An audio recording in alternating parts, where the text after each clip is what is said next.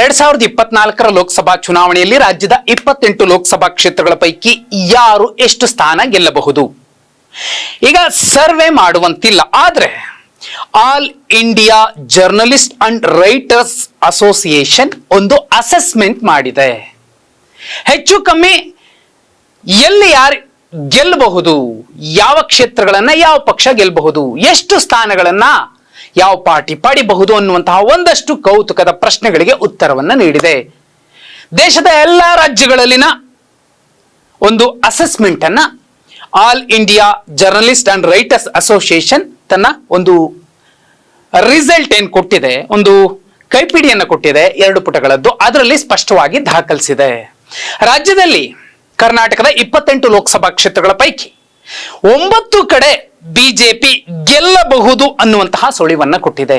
ಇನ್ನುಳಿದಂತೆ ಸುಮಾರು 19 ಕ್ಷೇತ್ರಗಳಲ್ಲಿ ಕಾಂಗ್ರೆಸ್ ಘನ ದಿಗ್ವಿಜಯವನ್ನ ಸಾಧಿಸಬಹುದು ಅನ್ನುವಂಥದ್ದು all India journalist and writers association ನ ಒಂದು ಅಸೆಸ್ಮೆಂಟ್, ಅಂದಾಜು. ಹಾಗಿದ್ರೆ ಯಾವೆಲ್ಲ 9 ಕ್ಷೇತ್ರಗಳನ್ನ ಬಿಜೆಪಿ ಗೆಲ್ಲಬಹುದು? ಈ ಪೈಕಿ ಮೊಟ್ಟ ಮೊದಲ ಕ್ಷೇತ್ರ ಅಂತ ಕಾಣಿಸುವಂತದ್ದು ಉಡುಪಿ ಮತ್ತು ಚಿಕ್ಕಮಗಳೂರು ಲೋಕಸಭಾ ಕ್ಷೇತ್ರ. ಕೋಟಾ ಶ್ರೀನಿವಾಸ್ ಪೂಜಾರಿ ಅವರು ಸುಲಭಕ್ಕೆ ಎಲ್ಲ ಬಿಜೆಪಿ ಅಭ್ಯರ್ಥಿಗಳಿಗೂ ಮುಂಚೆ ಗೆಲ್ಲಬಹುದು ಅನ್ನುವಂಥದ್ದು ಈ all India journalist and writers association ನ ಒಂದು ಅಸೆಸ್ಮೆಂಟ್. ಇದನ್ನು ಬಿಟ್ರೆ ಬಾಗಲಕೋಟೆ, ಬೆಳಗಾವಿ, ಧಾರವಾಡ, ಮಂಡ್ಯ, ಬೆಂಗಳೂರು ದಕ್ಷಿಣ, ದಾವಣಗೆರೆ, ಉತ್ತರ ಕನ್ನಡ ಇಷ್ಟೂ ಲೋಕಸಭಾ ಕ್ಷೇತ್ರಗಳನ್ನ ಬಿಜೆಪಿ ಗೆಲ್ಲುತ್ತೆ. ಹಾಗಿದ್ರೆ ಅತ್ಯಂತ ನಿರ್ಣಾಯಕ ಕ್ಷೇತ್ರವಾಗಿರುವಂತಹ ಶಿವಮೊಗ್ಗದ ಲೆಕ್ಕಾಚಾರ ಏನು?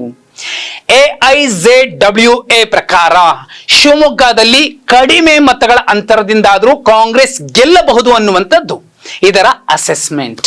ಅಲ್ಲಿಗೆ ರಾಜ್ಯದ 28 ಲೋಕಸಭಾ ಕ್ಷೇತ್ರಗಳ ಪೈಕಿ 25 ಗೆದ್ದಿದ್ದಂತಹ ಬಿಜೆಪಿ ಕೇವಲ 8 ಕ್ಷೇತ್ರಗಳನ್ನ ಗೆಲ್ಲುತ್ತೆ ಅನ್ನೋದಾದ್ರೆ ಬಿಜೆಪಿಯ ಸ್ಥಿತಿ, ಮೋದಿ ಅವರ ಅಲೆ ಎಲ್ಲಿಗೆ ಬಂದು ನಿಂತಿದೆ? ಸಿದ್ದರಾಮಯ್ಯ ಮತ್ತು DK ಶಿವಕುಮಾರ್ ಜೋಡೆತ್ತು 19 ಕ್ಷೇತ್ರಗಳನ್ನ ಗೆಲ್ಲತ್ತೆ. ಒಂದು ಗೆದ್ದಿತ್ತು 2019ರಲ್ಲಿ, ಈಗ ಹೆಚ್ಚುವರಿ 18 ಕ್ಷೇತ್ರಗಳನ್ನ ಗೆಲ್ಲತ್ತೆ ಅನ್ನೋದಾದ್ರೆ ಸಿದ್ದು ಸುನಾಮಿಯ ಎದುರು ಮೋದಿ ಅಲೆ ಎಲ್ಲಿಗೆ ಬಂದು ನಿಂತಿದೆ?